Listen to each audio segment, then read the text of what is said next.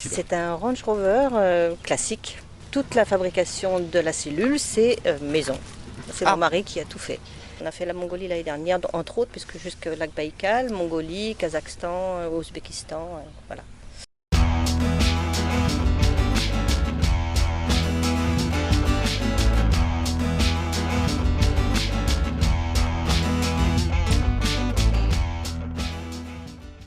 Nous nous appelons Claire et André Loégel et nous venons du Vaucluse.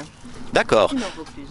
Ok, alors là, on est au salon du véhicule d'aventure à Quilly, en Loire-Atlantique, donc devant votre véhicule. Alors, est-ce que vous pouvez nous en parler? Qu'est-ce que c'est exactement ce véhicule? C'est un Range Rover classique, donc, qui a 30 ans cette année.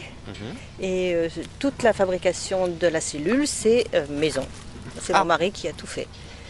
Donc il a un jour décidé de prendre la tronçonneuse, de couper et d'élargir, de monter en tôle. Et voilà, il est tout équipé, on a tout ce qu'il faut et ça nous permet de voyager. Alors on a tout ce qu'il faut justement. Qu'est-ce que vous avez à l'intérieur? Tout, on a tout. La cuisine, la salle de bain, la chambre, le salon, tout.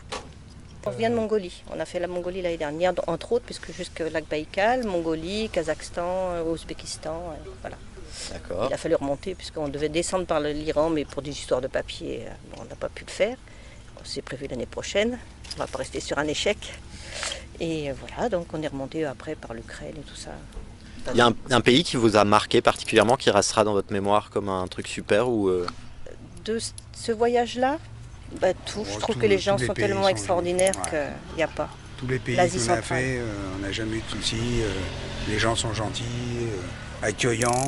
On a rêvé de la Mongolie, mais il n'y a pas de différence entre les Mongols et les Russes de Sibérie, je précise, qui sont vraiment extraordinaires et curieux.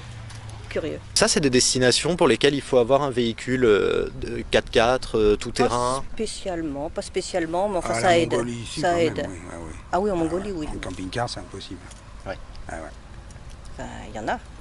Il y a des fous, mais ils doivent prendre. Il y a deux, trois routes et puis ils prennent ça, quoi. Dès que vous voulez vous échapper, il faut quand même un petit peu. Il faut le 4x4, hein, ouais.